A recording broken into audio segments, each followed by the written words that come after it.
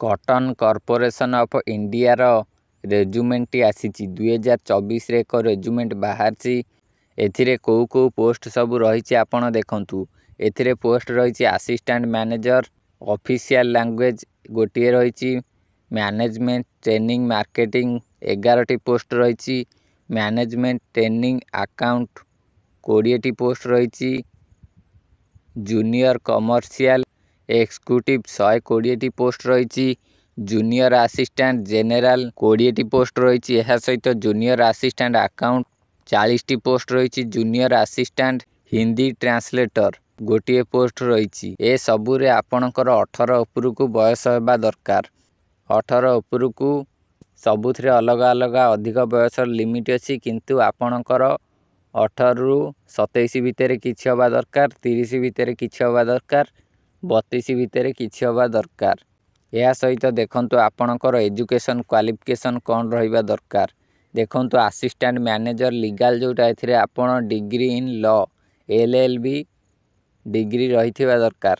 ଏହା ସହିତ assistant manager official language, ଏଥିରେ ଆପଣ PG in Hindi and English in graduation କରିଥିବା ଦରକାର।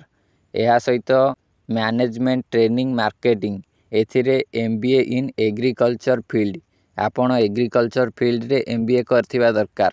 ଏହାପରେ ମ୍ୟାନେଜମେଣ୍ଟ ଟ୍ରେନିଂ ଆକାଉଣ୍ଟ, ଏଥିରେ CA କିମ୍ବା CMA କରିଥିବା ଦରକାର। ଏହାପରେ ରହିଛି ଜୁନିୟର କମର୍ସିଆଲ ଏକ୍ଜିକ୍ୟୁଟିଭ, ଏଥିରେ ଆପଣ BSc ଏଗ୍ରିକଲଚର କରିଥିବା ଦରକାର।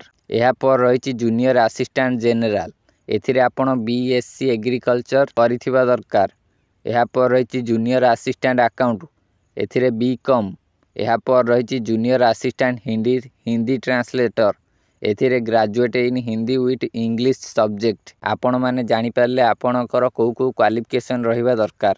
ଏବେ ଦେଖନ୍ତୁ ଆପଣଙ୍କର ଏ ରେଜୁମେଣ୍ଟ ପାଇଁ ସିଲେକ୍ସନ୍ ପ୍ରୋସେସ୍ କ'ଣ ରହିଛି। ଯଦି ଆପଣ ଏଥିରେ ଆବେଦନ କରନ୍ତି, ତେବେ ଆପଣଙ୍କର ସିଲେକ୍ସନ୍ କିପରି କରାଯିବ। ଦେଖନ୍ତୁ ଏଠି 3ଟି ଷ୍ଟେଜ୍ ଦେଇଛି। ପ୍ରଥମେ ଆପଣଙ୍କର ଗୋଟେ ରାଇଟିନ୍ ଏକ୍ଜାମିନେସନ୍ ହେବ। ଆପଣ ଏକ୍ଜାମ ଗୋଟେ ଦେବେ। ଏହାପରେ ଆପଣଙ୍କର ଡକୁମେଣ୍ଟ ଭେରିଫିକେସନ୍ କରାଯିବ। ତାପରେ ଆପଣଙ୍କର ମେଡ଼ିକାଲ ଏକ୍ଜାମ ହେବ।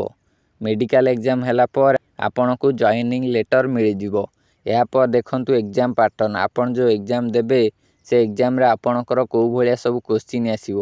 ଟୋଟାଲ କୋଶ୍ଚିନ୍ ଆପଣଙ୍କର 120ଟି ଆସିବ। ଟୋଟାଲ ମାର୍କ ମଧ୍ୟ 120 ରହିବ, ମାନେ ଗୋଟାକ କୋଶ୍ଚିନ୍ 1 ମାର୍କ। ସମୟ ଆପଣଙ୍କର 2 ଘଣ୍ଟା ରହିବ। ଏଥିରେ ଆପଣମାନଙ୍କୁ ଜେନେରାଲ ଇଂଲିଶ ଓ ରିସୋର୍ସିଂ, କ୍ୱାଣ୍ଟିଟେଟିଭ ଆପ୍ଟିଟ୍ୟୁଡ, ଏହା ସହିତ general knowledge, subject knowledge, indicating syllabus, ଏସବୁ ଉପରେ କୋଶ୍ଚିନ୍ ଆସିବ। ଜେନେରାଲ ନଲେଜରେ 15 ମାର୍କ, ରିସୋର୍ସିଂରେ 15 ମାର୍କ, କ୍ୱାଣ୍ଟିଟେଟିଭ ଆପ୍ଟିଟ୍ୟୁଡରେ 15 ମାର୍କ, ଜେନେରାଲ ନଲେଜରେ 15 ମାର୍କ ଓ ସବଜେକ୍ଟ ନଲେଜ ଇଣ୍ଡିକେଟିଂ ସିଲାବସ୍ରେ 60 ମାର୍କ। ଏହିସବୁ ଟପିକ୍ ଉପରେ କୋଶ୍ଚିନ୍ ଆସିବ। ଆପଣଙ୍କୁ ଏହିସବୁ ସବଜେକ୍ଟ ଉପରେ ପଢ଼ିବାକୁ ପଡ଼ିବ। ଆପଣ ଯଦି ଏଥିରେ ଆବେଦନ କରିବାକୁ ଚାହୁଁଛନ୍ତି, ତେବେ ଆପଣଙ୍କୁ ଏହାର ଅଫିସିଆଲ ୱେବସାଇଟକୁ ଭିଜିଟ୍ କରିବାକୁ ପଡ଼ିବ। ଦେଖନ୍ତୁ ଏହାର ଅଫିସିଆଲ ୱେବସାଇଟଟି କିପରି, ଦେଖନ୍ତୁ ଏଇଭଳି ଏହାର ଅଫିସିଆଲ ୱେବସାଇଟଟି ଆସିବ। ଆପଣ ଏହି ଅଫିସିଆଲ ୱେବସାଇଟ ମାଧ୍ୟମରେ ଆବେଦନ କରିପାରିବେ।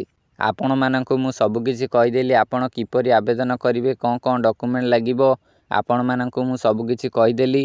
ଯଦି ଆପଣଙ୍କର କିଛି ବି ଡାଉଟ୍ ରହୁଛି, ତେବେ ଆପଣ କମେଣ୍ଟ କରନ୍ତୁ। ଏହା ସହିତ ଏଇଭଳି ସବୁ ଜବ୍ ଅପଡ଼େଟ୍ ଜାଣିବା ପାଇଁ ଆପଣ ଏହି ଭିଡ଼ିଓକୁ ଗୋଟେ ଲାଇକ୍ କରି ଚ୍ୟାନେଲକୁ ସବସ୍କ୍ରାଇବ୍ କରନ୍ତୁ ଓ ପାଖରେ ଥିବା ବେଲ୍ ଆଇକନ୍କୁ ଅଲ୍ରେ ଦବାନ୍ତୁ।